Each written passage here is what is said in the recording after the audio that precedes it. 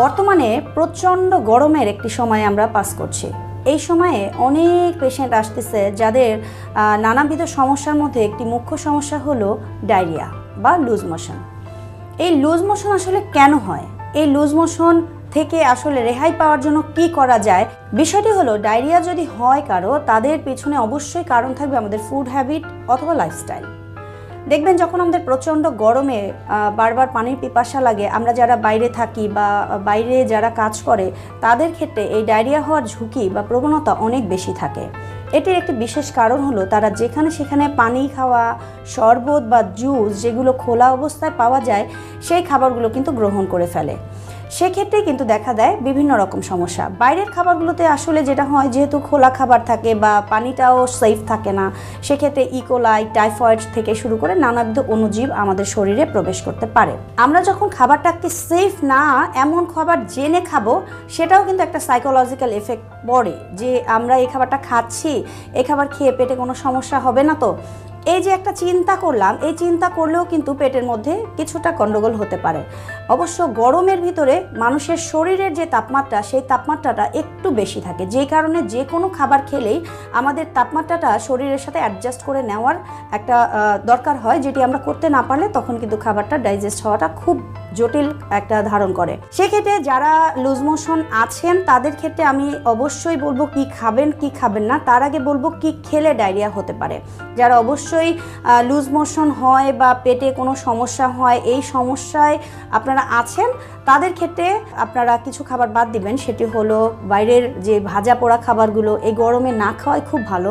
বাইরের যেই খোলা খাবারগুলো আছে, স্পেশালি দেখবেন যে আখের শরবত বা লেবুর শরবতগুলো যে একটু খুব সুন্দর কালারফুল ওয়াটার করে তারা কিন্তু এখন সেল করছে, যেটি খুব গরমের মধ্যে দেখলেই মনে হয় এক গ্লাস খেয়ে ফেলি।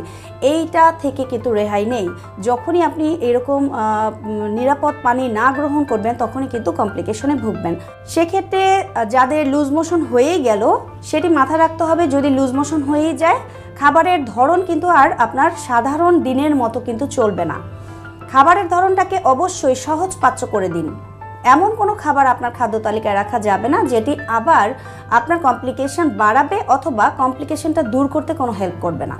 এরকম কোনো বিষয়ের ক্ষেত্রে আপনি যেটি করবেন, অবশ্যই যদি লুজ মোশন হয় একটু রাখতে পারেন সফট রাইস। সফট রাইসটা যদি আতপ চালের যাও হয় বা সেদ্ধ চালের হয়, সেটা কিন্তু খুবই ভালো কাজ করবে, বা পোলার চালের ভাতটাও কিন্তু খুব হেল্প করে।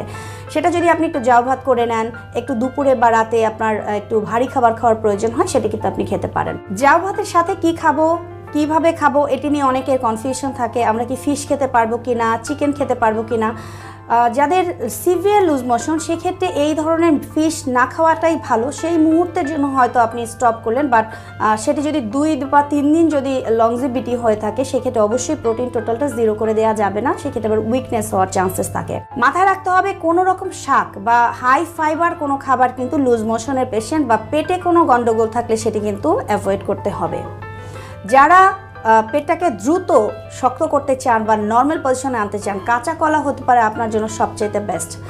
গরমের সময় আমাদের কাঁচা কলাটা খাদ্য তালিকায় এমনিতেই থাকতে পারে, তবে যদি লুজ মোশন হয় তাহলে কাঁচা কলাটা হলো সবচাইতে গুড রেমেডি। কাঁচা কলাটাকে আপনি একটু ভর্তা করতে পারেন, একটু কাঁচা কলার কারি করতে পারেন, একটু ধরেন শিং মাছ দিয়ে যদি কাঁচা কলাটা রান্না করে নেন, সেটিও হতে পারে।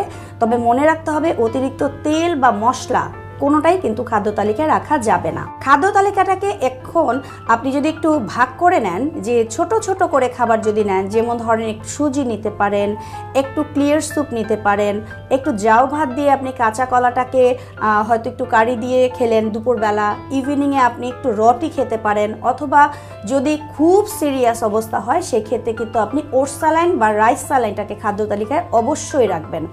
এছাড়া রাখতে পারেন ডাবের পানি এবং ভাতের মাড়। ভাতের মাড়টা আমরা অনেকেই একটু মনে করি যে কি একটা খাবার, এটা ফেলে দেই, কিন্তু ভাতের মাড় খুব ভালো ভিটামিন বি কমপ্লেক্সের জন্য, আপনার শরীরে ইমপ্রুভ করার জন্য বা ডায়রিয়ার পেশেন্টের জন্য ইমপ্রুভ করার জন্য ভীষণ এনার্জেটিক একটা খাবার। সো যাদের লুজ মোশন আছে বা লুজ মোশনের কোনো সমস্যায় ভুগছেন, তারা অবশ্যই খাদ্য তালিকাটাকে এভাবে একটু সহজপাচ্য করে নেবেন।